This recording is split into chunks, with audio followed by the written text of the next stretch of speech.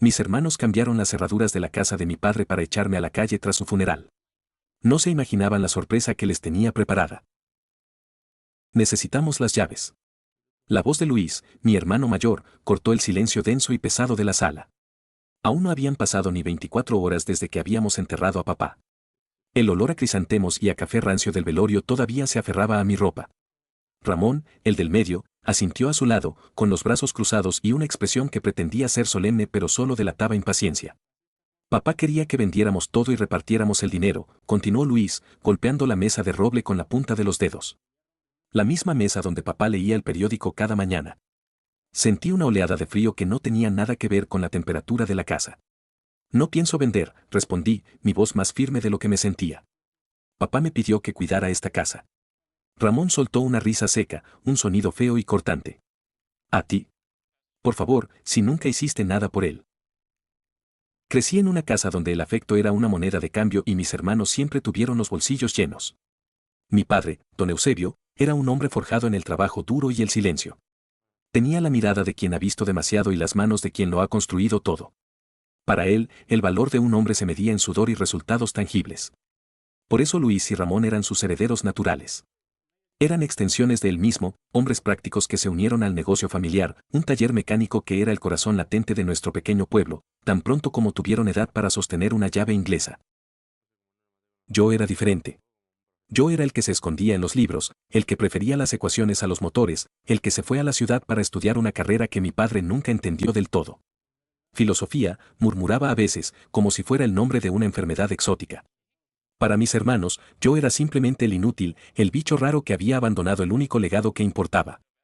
Nunca me lo dijeron directamente a la cara, no con esas palabras, pero lo sentí en sus miradas condescendientes en las cenas de Navidad, en su forma de hablarme como si fuera un niño, en el aire de superioridad que respiraban. Cuando mamá murió, la luz de la casa se apagó con ella. El silencio que dejó no fue pacífico, sino pesado, lleno de cosas no dichas. Fue entonces cuando la enfermedad de papá empezó a mostrar su verdadera cara. La tos seca se convirtió en un estertor que lo sacudía por las noches. La fortaleza de roble que lo había definido se fue astillando día a día. Yo vivía a 3 horas de distancia, intentando abrirme paso como profesor adjunto en una universidad. Pero cada viernes, en cuanto terminaba mi última clase, metía una maleta en mi viejo coche y conducía hasta la casa. Esos fines de semana se convirtieron en mi verdadera vida. Luis y Ramón apenas aparecían. Estamos hasta arriba con los papeles del negocio, decían por teléfono. Alguien tiene que mantener esto a flote. Su excusa era siempre el trabajo, la responsabilidad, el legado. Pero era yo quien estaba allí cuando la fiebre lo hacía delirar y confundía mi rostro con el de un viejo amigo de su juventud. Era yo quien le preparaba caldos y le leía el periódico en voz alta, saltándome las malas noticias.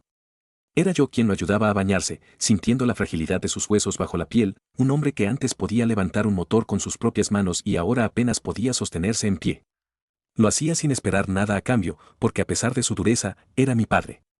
Y en esos momentos de vulnerabilidad, vi a un hombre que nunca había conocido, uno que tenía miedo, que se sentía solo, que a veces solo quería que alguien le sostuviera la mano. Una noche, la tos era especialmente violenta. Parecía que se le iban a desgarrar los pulmones. Después de que el ataque pasó, mientras le acomodaba las almohadas y le limpiaba la frente sudorosa, me agarró la mano.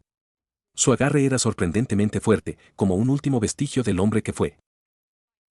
Hijo, susurró, y su voz era un hilo ronco. Quiero que tengas paz cuando yo ya no esté.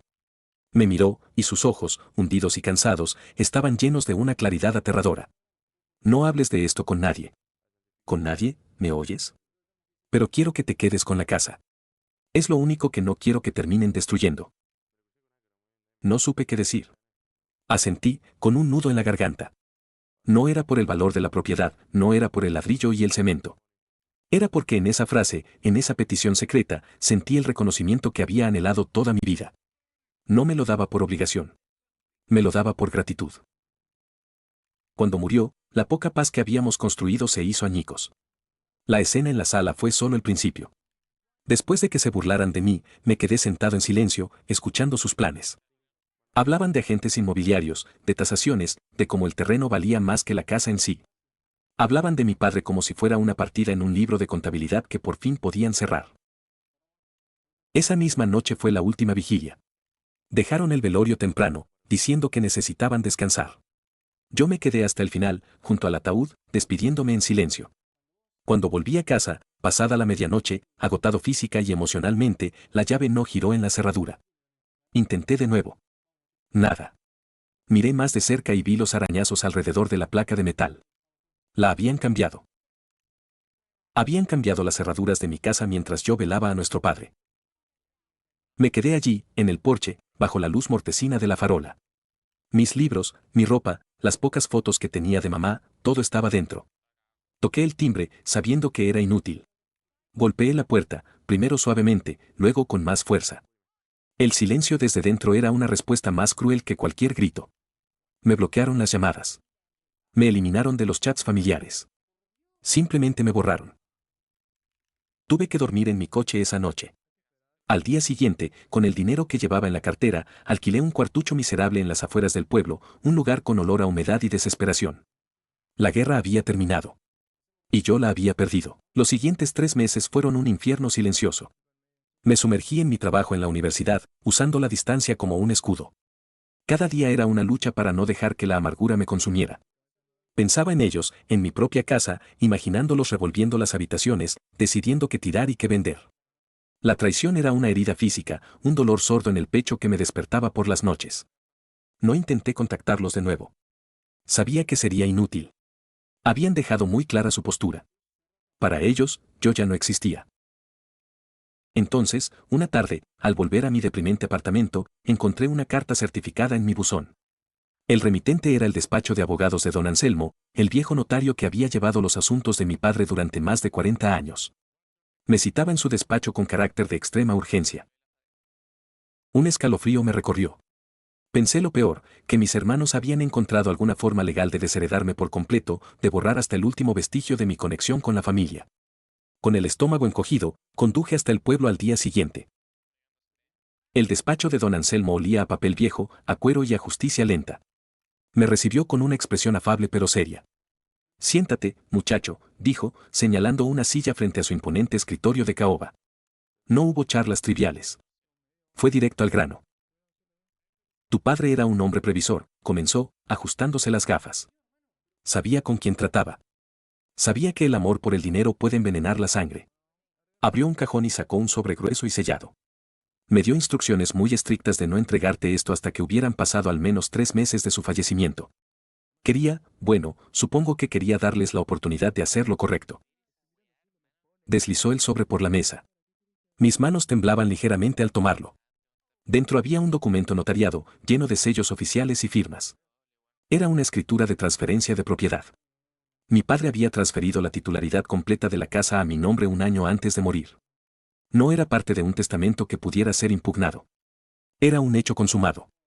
La casa ya era legalmente mía desde mucho antes de que él falleciera. Lo hizo para protegerte, explicó don Anselmo con suavidad. Quería asegurarse de que tuvieras un lugar al que llamar hogar, un lugar seguro, lejos de la codicia de tus hermanos. La ley está de tu lado, de forma incontestable. Salí de esa oficina sintiéndome como si hubiera vuelto a nacer. No sentí un deseo de venganza, no al principio. Sentí una profunda y abrumadora ola de amor por mi padre. Incluso desde la tumba, me estaba cuidando. Decidí ir a la casa ese mismo día. No para echarlos, sino para hablar, para mostrarles el documento y encontrar una solución pacífica. Pero lo que vi al llegar borró cualquier intención conciliadora de mi mente. Habían arrancado el rosal de mamá. Un contenedor de escombros rebosaba en el jardín con trozos de las paredes interiores. El sonido de un martillo neumático resonaba desde dentro. Estaban destrozando la casa. Toqué la puerta, que ahora era una moderna y fea pieza de metal que no encajaba con el resto de la fachada. Ramón abrió, sin camiseta, sudoroso y con una sonrisa burlona. Vaya, miren quién decidió arrastrarse de vuelta, dijo. No respondí. Simplemente saqué la copia notariada de la escritura y se la puse delante. ¿Qué es esta basura?, escupió, pero su sonrisa vaciló mientras sus ojos recorrían el documento.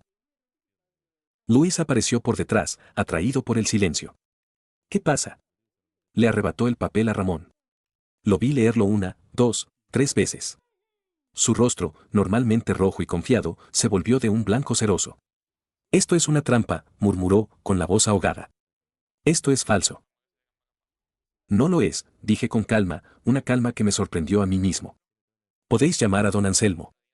Podéis llamar a vuestro propio abogado.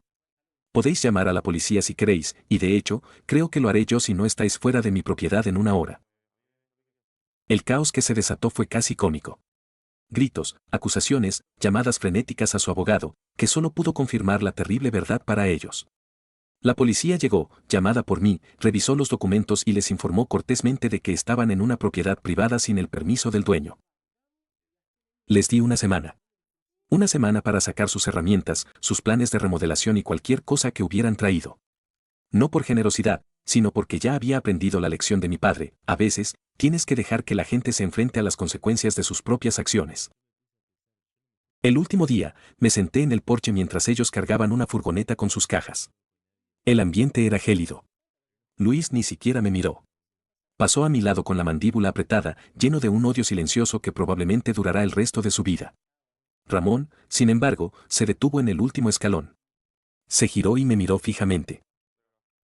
Papá siempre te malcrió, dijo, y su voz estaba cargada de un veneno espeso, el resentimiento de toda una vida. Ahora entiendo por qué. Siempre fuiste su favorito. Lo miré, no con ira, sino con una especie de lástima. No era malcrianza, Ramón, respondí en voz baja. Era cariño. Algo que vosotros nunca supisteis dar, y mucho menos recibir. Se quedó helado por un segundo, como si mis palabras lo hubieran golpeado físicamente. Luego, sin decir nada más, se dio la vuelta y se subió a la furgoneta. Los vi alejarse por la calle hasta que desaparecieron. Hoy, estoy sentado en la misma sala. He pasado meses reparando el daño que hicieron, restaurando las paredes, replantando un nuevo rosal en el jardín. La casa sigue teniendo las mismas grietas en el techo, las mismas tablas del suelo que crujen bajo mis pies. Pero por primera vez en mi vida, se siente completamente en paz. Se siente como un hogar. A veces la herencia no es lo que recibes, sino lo que los demás pierden cuando muestran quiénes son realmente. ¿Actué correctamente al reclamar lo que era mío de esa manera, o debería haber buscado una forma de reconciliarme con mis hermanos a pesar de todo? Para más historias que te harán cuestionarlo todo, síguenos. Cada historia debe sentirse como una confesión real que solo podría contarse una vez en la vida.